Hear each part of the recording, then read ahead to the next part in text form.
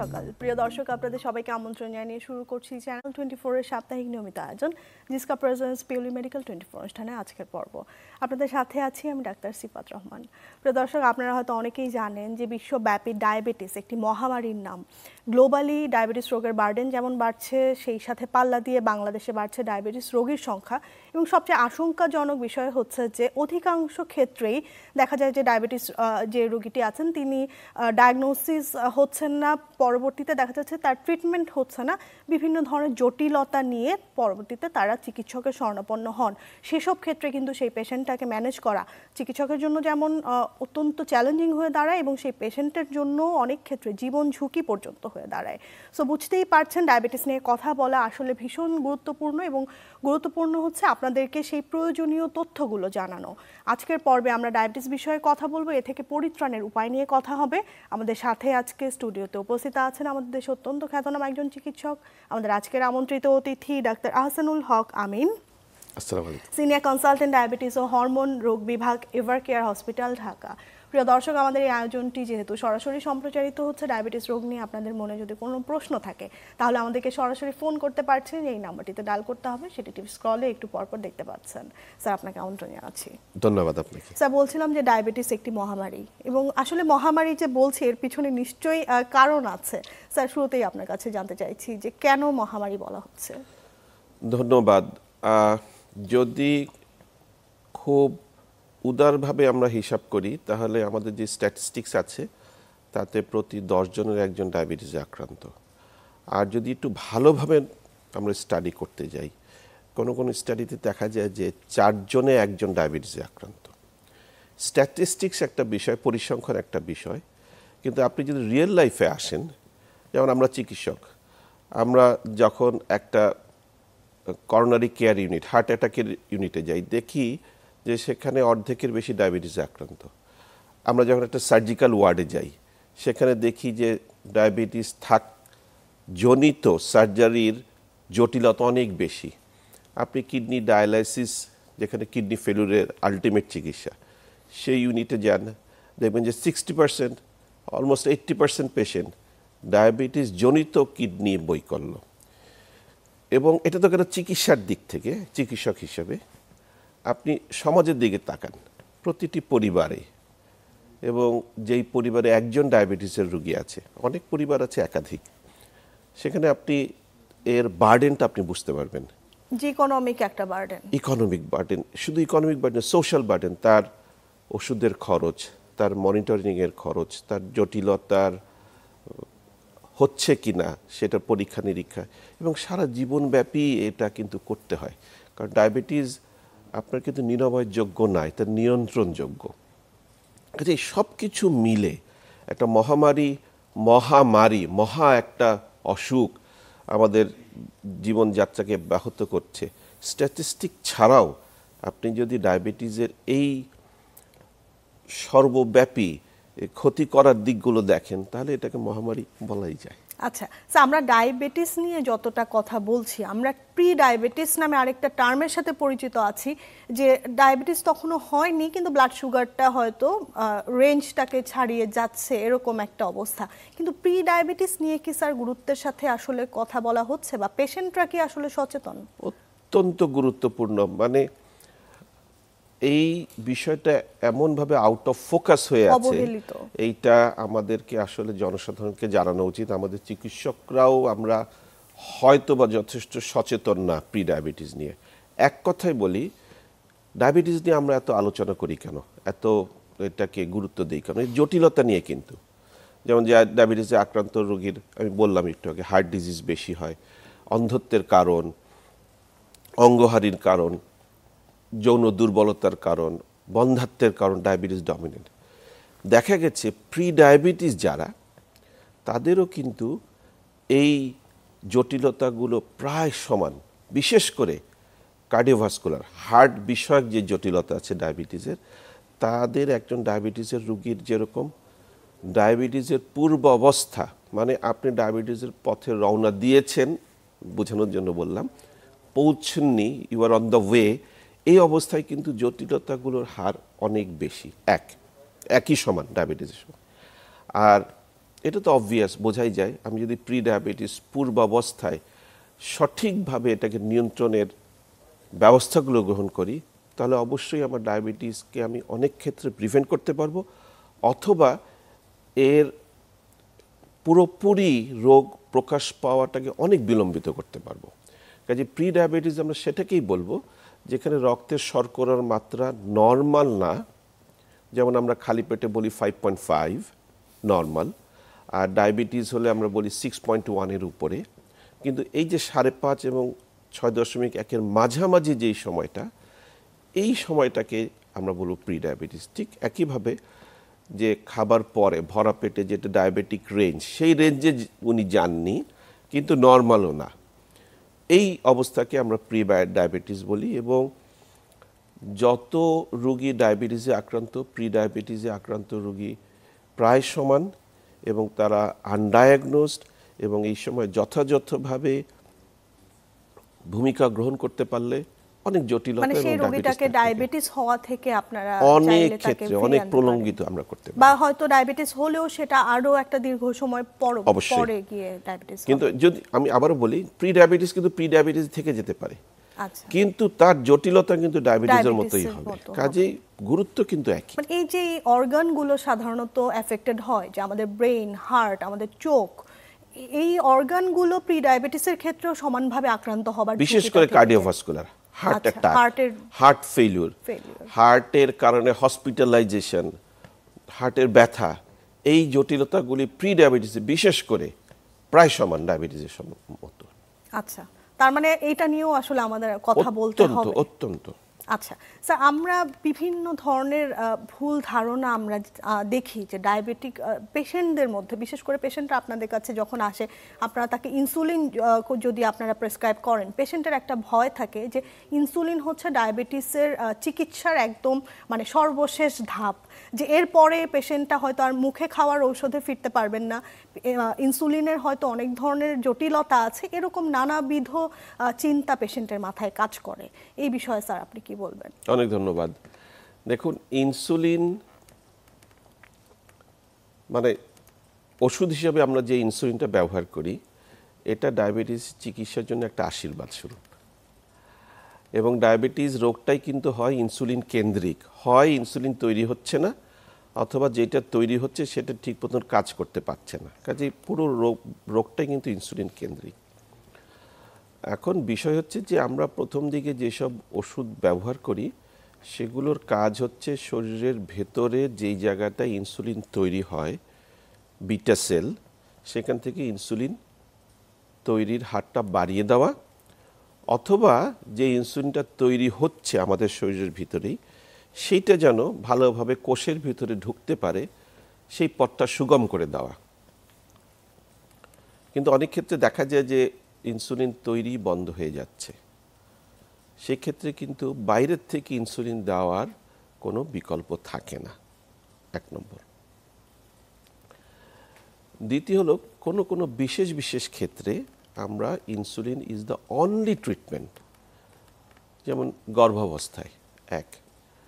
দ্বিতীয়, যখন কোনো জটিলতা হচ্ছে, ডায়াবেটিসের জটিলতা, ডায়াবেটিস বেড়ে গিয়ে অ্যাসিডোসিসে তৈরি হচ্ছে, তখন কোনো সার্জারি হয়েছে, অথবা হার্ট অ্যাটাক, এইসব ক্ষেত্রে ইনসুলিন অত্যন্ত গুরুত্বপূর্ণ। তবে মনে রাখতে হবে যে আমরা চিকিৎসকরা যারা এইটা নিয়ে কাজ করি, আমরা পারলে কিন্তু প্রথম অবস্থাতে ইনসুলিন দেই, কারণ এইটা ডায়াবেটিসের জটিলতা হয় যেসব অঙ্গ প্রত্যঙ্গে, চোখ, হার্ট, কিডনি, এটাকে একটা প্রোটেকশন দেয়, যেটা অন্য মুখে খাওয়ার ওষুধগুলো অত পারে না। কাজে বিশেষ ক্ষেত্রে আমরা ইনসুলিন শুরু করি, এবং এটা একেবারেই পার্শ্ব প্রতিক্রিয়াহীন। কষ্ট একটাই যে আপনি ইনসুলিনটা সূচের মাধ্যমে নিতে হচ্ছে। তবে খুশির খবর হচ্ছে এখন মডার্ন সায়েন্স অনেকটা অ্যাডভান্স হয়েছে। আমরা দিনে একবার ব্যবহার করি, একটা পেনের মতো সিস্টেম ব্যবহার করি, যেটা একেবারেই প্রায় ব্যথারহীন বলবো, অথবা আমি রোগীদেরকে বোঝানোর জন্য বলি একটা মশার কামড় সহ্য করতে হবে আপনাকে, অথবা একেবারে যদি আধুনিক চিকিৎসা বলেন ইনসুলিন পাম্প চলে এসেছে, আপনি টের পাবেন না, একটা ডিভাইসে একটা মোবাইলের মতো একটা পাম্পের মাধ্যমে ভিতরে চলে যাবে। বলার উদ্দেশ্য হচ্ছিল ইনসুলিনকে নিয়ে খুব ভয় পাবেন না প্লিজ, এইটা আসলে আমাদের জন্য একটা আশীর্বাদ স্বরূপ। চিকিৎসক যদি বলে থাকেন, এটা অবশ্যই একটা হিউম্যান নেচার, নিজের শরীরকে নিজে কষ্ট দিতে, আঘাত করতে কেউই চায় না। তবে তার বদলে আমি কি পাচ্ছি, এই যে ইনজেকশনের মাধ্যমে ইনসুলিনটা দিয়ে একটু কষ্ট করে, তার যে বেনিফিট সেটা অনেক অনেক অনেক বেশি। আর ওইটা আমি বলবো যে একবার শুরু করলে বন্ধ করা যায় না, কথাটাও সবসময় ঠিক না। আমরা বললাম বিশেষ বিশেষ অবস্থায় ব্যবহার করি, আবার তো আমরা ফেরত আসি মুখে খাওয়ার ওষুধে। কাজে ইনসুলিন নিয়ে আতঙ্কিত হবেন না। আমরা আমাদের ব্যক্তিগত অভিজ্ঞতা হলে ইনসুলিন বললেই অনেকে খুব ভয়ে একটা ফোবিয়ার মতো চলে আসে। দয়া করে তার থেকে আমাদের বেরিয়ে আসতে হবে। ইনসুলিন আসলে শরীরে কতটুকু কাজ করবে, মানে এর কার্যকারিতাটা নিঃসন্দেহে নির্ভর করে যে এটা সঠিকভাবে ব্যবহার করা হচ্ছে কিনা এবং সঠিকভাবে সংরক্ষণ করা হচ্ছে কিনা। এই বিষয়ে স্যার আপনি কি বলবেন? অনেক ধন্যবাদ। দেখেন, এটা নিয়ে একটা নানা রকম একটা ধোঁয়াশা আছে যে আমি এটা কোথায় রাখবো, ফ্রিজে রাখবো, ডিপ ফ্রিজে রাখবো, তারপরে ফ্রিজ থেকে বার করব কতক্ষণ আগে, কি করব। সায়েন্স যেটা বলে যে আপনার রুম টেম্পারেচারে যে ইনসুলিনটা আপনি ব্যবহার করবেন সেটাকে ফ্রিজে রাখার দরকার নেই, বরঞ্চ খেয়াল রাখতে হবে যে আলো এবং তাপমাত্রা যেন সরাসরি ইনসুলিনটার গায়ে না আসে। তো সবচেয়ে ভালো হচ্ছে ঘরের ড্রয়ারের মধ্যে, যে কোনো একটা ড্রয়ারের মধ্যে, একটা ঠান্ডা শুষ্ক স্থানে রাখা। এক্স্যাক্টলি। দ্বিতীয় কথা হচ্ছে যে অনেক সময় আমরা ধরেন একটা ইনসুলিন এখন আমি ব্যবহার করছি, বাকি 3টা স্টোরের জন্য নর্মাল ফ্রিজে আমি রাখবো, কিন্তু ওটা যখন একবার বের করে ব্যবহার শুরু করলাম, সুইচটা লাগালাম, ওটাকে আর ফ্রিজে রাখার দরকার নেই। তবে কোনো কোনো ক্ষেত্রে এক্সট্রিম ওয়েদারে যদি খুব আমার মনে একটা সন্দেহ হচ্ছে, আমি কমফোর্টেবল যে ফ্রিজে রাখলে আমি মনের জোর পাচ্ছি, তখন আপনি নর্মাল ফ্রিজে রাখবেন এবং ব্যবহার করার আগে বের করে এটাকে যেন নর্মাল টেম্পারেচার রাখতে হবে এক। এবং তাহলে মেসেজ হচ্ছে আপনি ড্রয়ারে রেখেও ব্যবহার করতে পারবেন, সেটাই বিজ্ঞানসম্মত। জার্নির সময় আপনি ব্যাগে ব্যবহার করবেন, ব্যাগে ক্যারি করবেন এবং সেটা এমন জায়গায় রাখবেন, যেমন ইঞ্জিনের কাছে রাখবেন না, আপনার কাছেই ক্যারি করবেন। তাতে আপনি 24 ঘন্টা পর্যন্ত জার্নি করলেও ইনসুলিনের ক্ষমতা নষ্ট হবে না। এই তো বিষয় হচ্ছে। আর সবসময় ইনসুলিন ব্যবহার করতে গেলে আমরা যে অ্যালকোহল সোয়াব অথবা স্পিরিট দিয়ে যে চামড়া পরিষ্কার করতে হবে, সবসময় কিন্তু তা নয়। ইট ইজ, এখন তো মডার্ন ডিভাইসগুলো পেনের মতো, আপনি সাথে ক্যারি করবেন, দরকার হলে নিয়ে নেবেন। কিন্তু সব সময় যে একটা অ্যালকোহল সোয়াব অথবা স্টেরাইল করার দরকার নেই। তো মেক ইট ইজি আর কি। হ্যাঁ, একেবারে যতটা এটাকে মানে হ্যান্ডি করা যায়। এক্স্যাক্টলি। সবসময় ফ্রিজে রাখতে হবে তা না, আপনি ড্রয়ারে রেখেও ব্যবহার করতে পারবেন। You can carry it in your bag, পকেটেও রাখতে পারবেন। আমি আরেকটা বিষয় নিয়ে একটু কথা বলতে চাই, যে ডায়াবেটিসের চিকিৎসা নিয়ে আমরা কিন্তু বিভিন্ন ধরনের প্রচারের পাশাপাশি অপপ্রচারও কিন্তু কম দেখি না, যে মাত্র 7 দিনে ডায়াবেটিস রোগ থেকে মুক্তি, মাত্র 15 দিনে ডায়াবেটিস রোগ থেকে মুক্তি, এবং বিভিন্ন ধরনের টোটকা, বিভিন্ন হার্বাল যে প্রোডাক্টগুলো পাওয়া যায় সেগুলোর একটা মার্কেটিং আমরা কিন্তু সোশ্যাল মিডিয়ার বদৌলতে প্রায়শই দেখে থাকি। স্যার, এই বিষয়টা নিয়ে আপনি কি বলবেন? অনেক ধন্যবাদ। খুবই জরুরি, মানে সময় উপযোগী প্রশ্ন। দেখেন, সায়েন্সের বিকল্প কিছু নেই। যা কিছু বলবো, যা কিছু করব, ওষুধ, আমার বক্তব্য, সব কিছু আমার সায়েন্স কর্তৃক ভ্যালিডেটেড হতে হবে, সায়েন্টিফিক ডাটা। আমি যত বড়ই বিজ্ঞানী হই, আমি যদি একটা ভুল কথা 100 বার বলি, সেটা কিন্তু কোনো সময়ই যদি সায়েন্স এটাকে প্রমাণ না করতে পারে, এটা কোনো সময় ঠিক হবে না। তো আমরা চিকিৎসকরা একটা ওষুধ যখন ব্যবহার করি, তার পেছনে বহু বছরের একটা গবেষণালব্ধ ফলাফল থাকে, তারপরে তাকে নিয়ে গবেষণা চলতে থাকে, সেটা পৃথিবীর বিভিন্ন দেশের উপাত্ত কালেক্ট করে তারপরে আমরা তা নিয়ে একটা বক্তব্য তৈরি করি। বিভিন্ন ট্রায়ালের মাধ্যমে সেটা অবশ্যই অনগোয়িং, লক্ষ লক্ষ হাজার হাজার ট্রায়াল সবসময় হচ্ছে।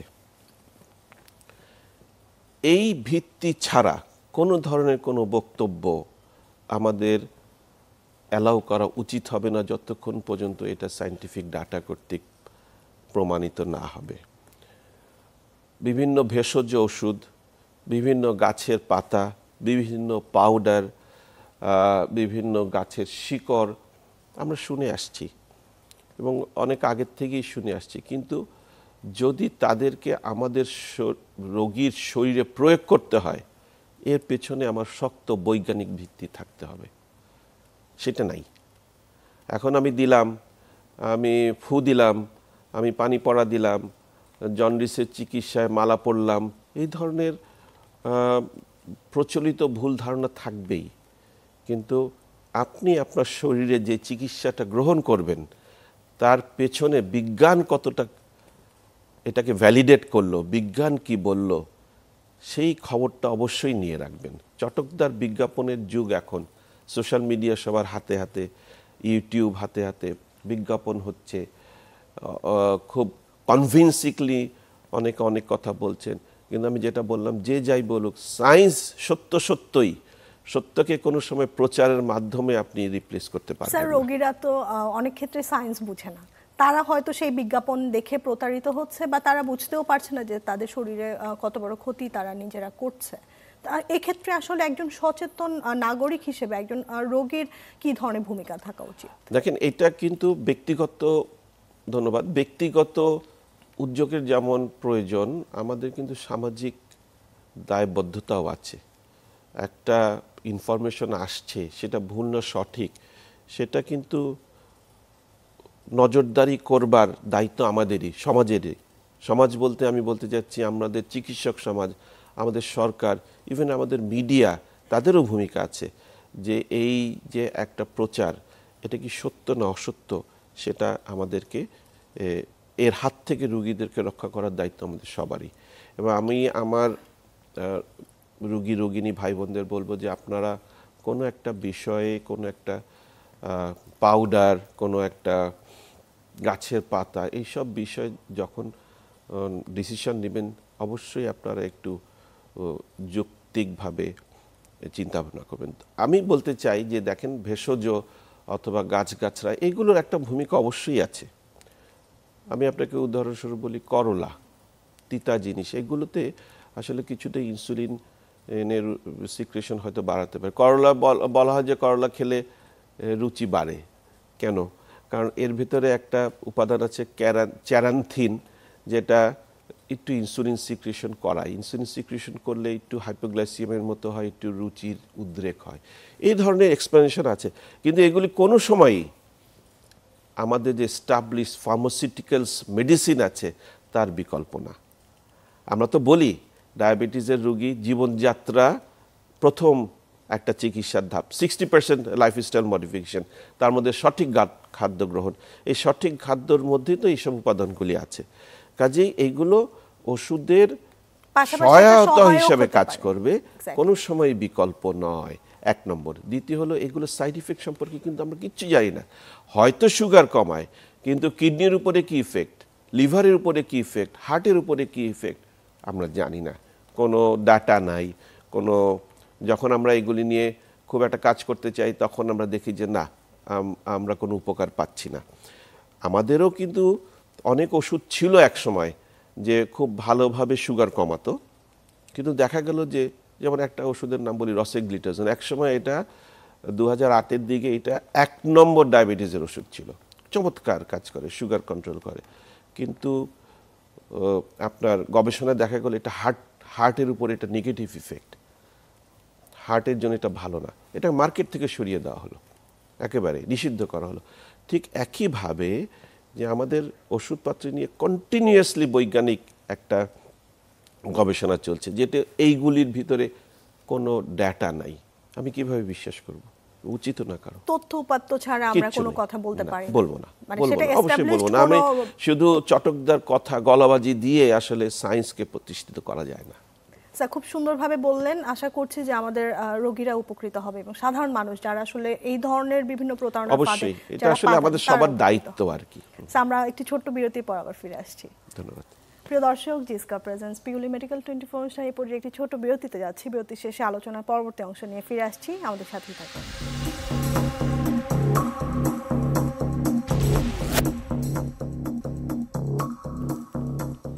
প্রিয় দর্শক, বিরতির শেষে আবারও আমন্ত্রণ জানাচ্ছি জিসকা প্রেজেন্স পিউলি মেডিকেল 24 অনুষ্ঠানে। আজকের পর্বে আমরা ডায়াবেটিস রোগটি নিয়ে কথা বলছি, এর নিয়ন্ত্রণের উপায় নিয়ে কথা হচ্ছে এবং আধুনিক চিকিৎসা বিষয়ে আমরা বিস্তারিত আলোচনা করব। আমাদের সাথে স্টুডিওতে উপস্থিত আছেন ডাক্তার আহসানুল হক আমিন, সিনিয়র কনসালটেন্ট ডায়াবেটিস ও হরমোন বিভাগ, এভার কেয়ার হসপিটাল, ঢাকা। প্রিয় দর্শক, আমাদের এই আয়োজনটি সরাসরি সম্প্রচারিত হচ্ছে। আমাদেরকে ফোন করতে চাইলে টিভি স্ক্রলে যে নাম্বারটি দেখতে পাচ্ছেন সেই নাম্বারটিতে ডায়াল করতে হবে। স্যার, আমি এখন একটু জানতে চাই যে আসলে একজন মানুষ, তিনি হয়তো ঝুঁকিপূর্ণ গ্রুপে আছেন, তার ফ্যামিলিতে হয়তো হিস্ট্রি আছে যে বাবা মা বা অন্য কোনো রিলেটিভ ডায়াবেটিস আক্রান্ত, সেক্ষেত্রে তার আসলে কখন তার ডায়াগনস্টিক টেস্ট করা উচিত, বা একজন ব্যক্তি তিনি যদি সম্পূর্ণ ঝুঁকি মুক্ত হন, যে তার ফ্যামিলিতে ডায়াবেটিস নেই, তিনি সম্পূর্ণ আপাত দৃষ্টিতে একজন মানে সুস্থ মানুষ, সেক্ষেত্রেও কি তার ডায়াবেটিসের পরীক্ষা করা উচিত কিনা? ধন্যবাদ, অত্যন্ত গুরুত্বপূর্ণ প্রশ্ন করেছেন। দেখেন, ডায়াবেটিস তো একটা মাল্টি সিস্টেমিক ডিজিজ, মানে শরীরের বিভিন্ন অর্গানে এর একটা ক্ষতিকারক প্রভাব। আগে একটা ধারণা করা হতো, মানে একটা কমন কথা ছিল যে কিছু লক্ষণ দেখা গেলে ডায়াবেটিসের পরীক্ষা, মুখ শুকিয়ে যাওয়া, ঘন ঘন প্রস্রাব হওয়া, ঘন ঘন প্রস্রাব হচ্ছে, ওজন কমে যাচ্ছে অথবা ওজন বেড়ে যাচ্ছে, এরকম খুব টায়ার্ড লাগছে, এটা তো আমরা ক্লাসিক্যাল সিমটম, একেবারে ফুল ব্লোন সিমটম হচ্ছে তখন। কিন্তু এখন আমরা যেটা দেখি, ডায়াবেটিসের এই সিমটমগুলি কিন্তু সবসময় আসে না। কাজে আপনি লক্ষণ দেখা দিলে আমি পরীক্ষা করব, এইটা এখন আর ধোপে টেকে না, এই জিনিসটা এখন আর নাই, এক নম্বর। দ্বিতীয় হচ্ছিল রিস্ক ফ্যাক্টর যদি থাকে, আমার পরিবারে ডায়াবেটিস আছে, আমার ওজনটা বেশি, সারাদিন বসে বসে কাজ করতে হয়, হাঁটার সময় পাই না, দুর্বল লাগে, এইগুলো ভেগ সিমটম। আবার ডায়াবেটিস কিন্তু একেবারে কোনো লক্ষণ ছাড়াও শরীরের ভিতরে অনেক দিন ধরে সাইলেন্ট ভাবে থেকে যায়। আপনি দেখবেন যে হয়তো অফিসের পারপাসে উনি অ্যানুয়াল হেলথ চেক আপ করতে গিয়ে দেখা গেল ডায়াবেটিস, কোনো বিদেশ যাবেন উনি হেলথ চেক আপ করতে গিয়ে। কাজেই আমরা বসে থাকবো না, অ্যাকচুয়ালি আমরা ওয়েট করব না। এবং জাতিগতভাবে আমরা সাউথ এশিয়ান রিজিয়নে আমরা এমন একটা জাতিগত আমাদের জেনেটিক মেকআপ, যে আমাদের দেখবেন যে আমাদের শারীরিক গঠনটা অন্যরকম, অল্পে আমাদের মেদ জমে যায়। তো আমার জাতিগতভাবে আমরা ডায়াবেটিস প্রোন, জন্মগতভাবেই আমরা একটু ডায়াবেটিস প্রোন, মানে ইতিমধ্যেই আমরা ঝুঁকির মধ্যেই আছি। আর আর্থসামাজিকভাবে যদি আমরা দেখি যে যেই পরিবেশে আমরা থাকি, খুব একটা কায়িক পরিশ্রম করবার পরিবেশ পরিস্থিতি কিন্তু নাই। তো কাজেই already we are in the risk group. কাজে আপনি ওয়েট করবেন তা না, আমার উপদেশ হচ্ছে, এবং এখন আমরা যেটা করলে সুবিধা পাচ্ছি, যে আপনি সুযোগ পেলেই সুগারটা চেক করে ফেলেন, not due to any symptom, not due to family history, not due to any kind of past history. এইগুলি ছাড়াও আপনি যখনই সুযোগ পাবেন আপনি আপনার ডায়াবেটিসটা চেক করে ফেলেন। কোনো কারণে ডাক্তার সাহেব হয়তো আপনার সর্দি কাশির জন্য ব্লাড টেস্ট করতে দিবেন, আপনি বলবেন যে আমার একটু সুগারটাও দেখে দেন, এইটা একটা হতে পারে, এক নম্বর। দ্বিতীয় হচ্ছে যে এখন তো সুগার মাপার অনেক ধরনের মেশিন আছে, সব জায়গায় পাওয়া যায়, তবে খুব ভালো করে বলে দিয়ে এগুলো কিন্তু একেবারে যে 100% পারফেক্ট তা না, কিন্তু আপনাকে একটু আইডিয়া দিতে পারে আপনার ডায়াবেটিস হলো কি হলো না সেইটা জানার জন্য। কিন্তু শিরাপথ থেকে রক্ত নিয়ে পরীক্ষা করা এইটা জরুরি, মানে ল্যাবে গিয়ে অবশ্যই করতে হবে।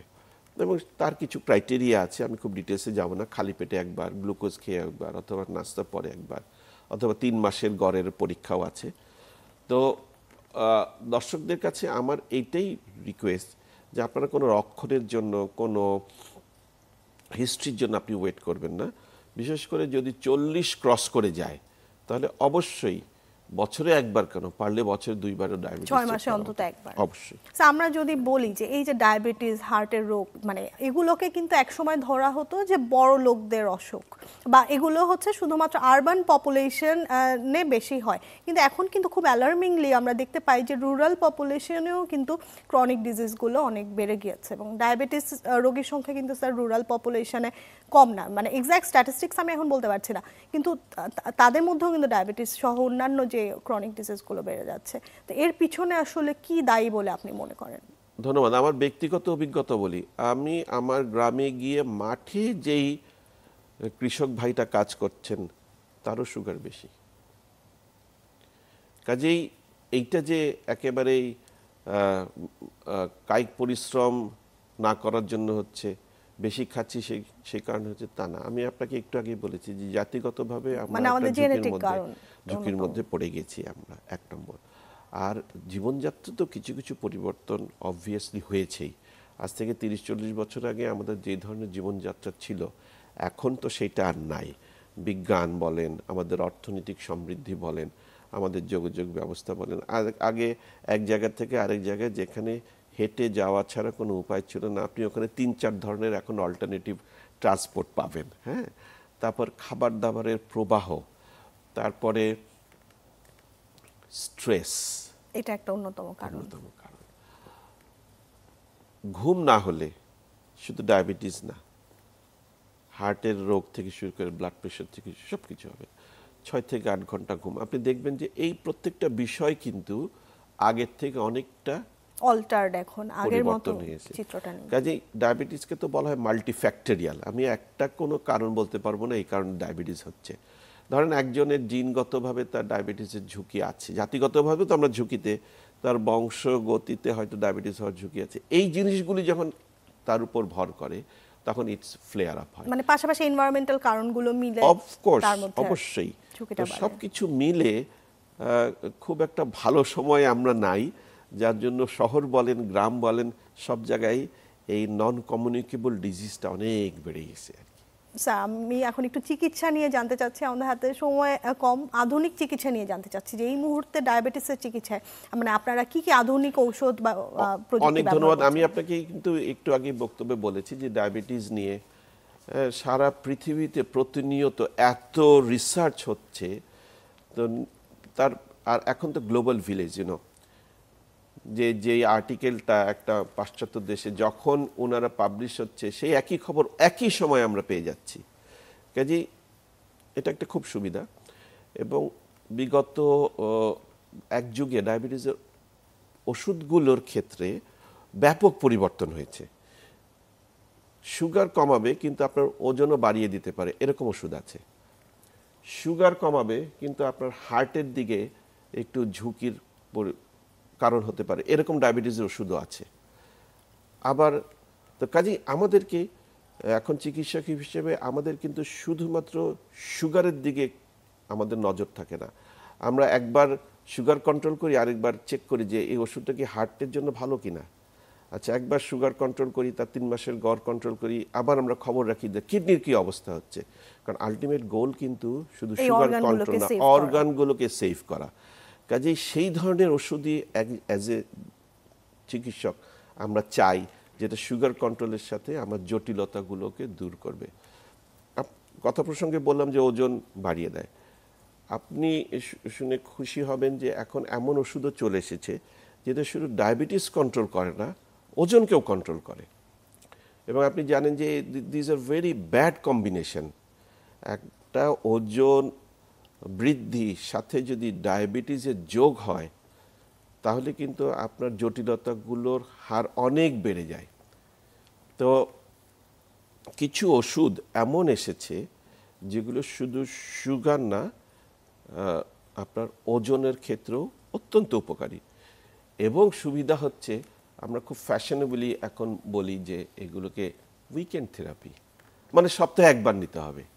যদি সপ্তাহে একবার আপনি ব্যবহার করেন, সেটা ইনজেকশনের মাধ্যমে, ছোট্ট পেনের মাধ্যমে যদি আপনি ব্যবহার করেন, তাহলে it will not only take care of your sugar, একসাথে আমরা ওজন কমাতে পারবো।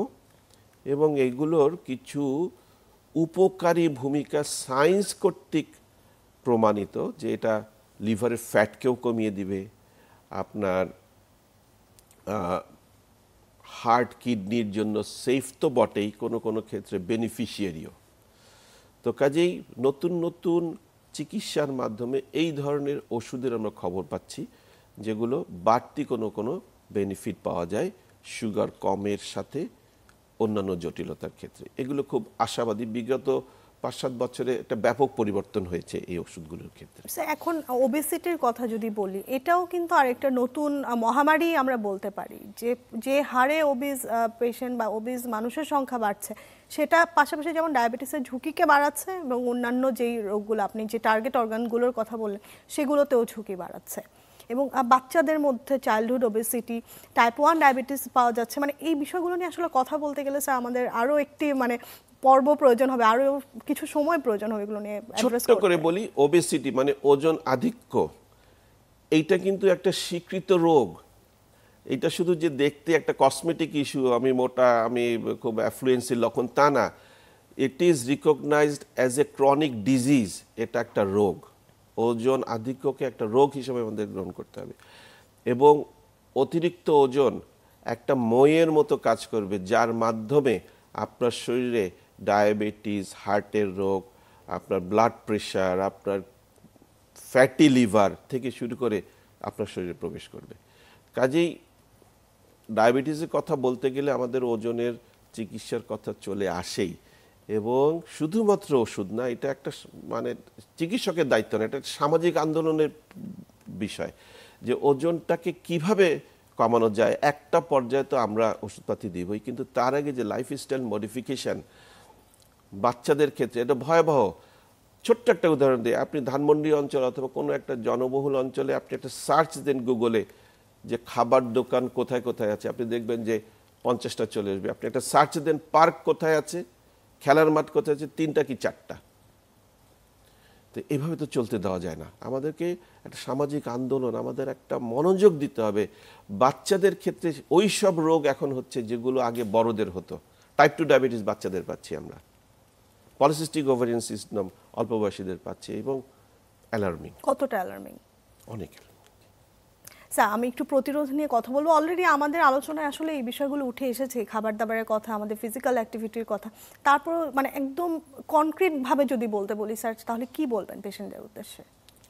সচেতনতা, একটা রেগুলার লাইফস্টাইল, খুব সহজ, কিন্তু এটা আমরা পালন করতে পারি না, চাইও না। আমরা ওষুধের উপর নির্ভর করতে চাই। আমাদের ইচ্ছা শক্তিটা এই এই ক্ষেত্রে সবচেয়ে বেশি প্রয়োজন। কিচ্ছু না, 3টা জিনিস। আপনি সঠিক পরিমাণের খাবার সঠিক সময়ে গ্রহণ করবেন। ডায়াবেটিস মানেই যে সব বাদ দিয়ে দিলাম তা না। ডায়াবেটিক ডায়েট বলে কিন্তু আলাদা কোনো ডায়েট নাই পৃথিবীতে। একজন নন ডায়াবেটিক হেলদি পার্সনের যেই খাদ্য তালিকা, একজন ডায়াবেটিকেরও একই তালিকা। ডায়াবেটিস ডায়েট বলে কোনো কিছু নেই, এটা ভুল। চিনির পরিমাণ, শর্করার পরিমাণ সবারই কম খাওয়া উচিত। সুতরাং একটা বুদ্ধি করে ডায়েটিশিয়ানের কাছে যাওয়ার দরকার নেই। আপনার ব্রেইন, আপনার বুদ্ধি হলো সবচেয়ে ভালো ডায়েটিশিয়ান। আপনি 3 বেলা ব্রেকফাস্ট, লাঞ্চ, ডিনার ঠিক সময় ঠিক পরিমাণ।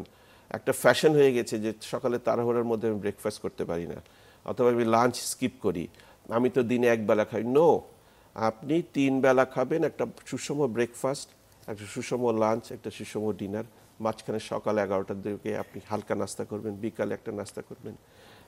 1 নম্বর। দ্বিতীয় হচ্ছে, যে যতই ব্যস্ত থাকি, আমার শহর হাঁটার পরিবেশ নাই, আমার নিরাপত্তার পাই না, এক্সকিউজ দিলে চলবে না। আমাকে ডেইলি আধা ঘন্টা, সায়েন্স কর্তৃক প্রমাণিত, ডেইলি আধা ঘন্টা যদি আমি একটু দ্রুত গতিতে হাঁটি, অন্তত সপ্তাহে 5 দিন, আপনি বিশ্বাস করতে পারবেন না কতগুলো ক্রনিক ডিজিজ থেকে আমরা প্রতিরোধ করতে পারবো। তৃতীয়, খুব ভালোভাবে বলি, সবাইকে আমি রিকোয়েস্ট করি, 6 থেকে 8 ঘন্টা ঘুম। এটা খুব জরুরি। স্ক্রিনের যুগ এখন, কত রকমের স্ক্রিন যে আমাদের আছে, মোবাইল, ট্যাব, হ্যান ত্যান, এটাকে আমাদের হাতে সময় শেষ হয়ে গেছে স্যার। আপনাকে অসংখ্য ধন্যবাদ স্যার আমাদেরকে সময় দেওয়ার জন্য। প্রিয় দর্শক, ডায়াবেটিস নিয়ে কথা বলছিলাম। আমাদের আজকের পর্বে আলোচনা ছিল এই পর্যন্তই। আশা করছি আপনারা উপকৃত হয়েছেন। আপনাদের সাথে দেখা হবে সামনের পর্বে। সবাই ভালো থাকবেন, সুস্থ থাকবেন।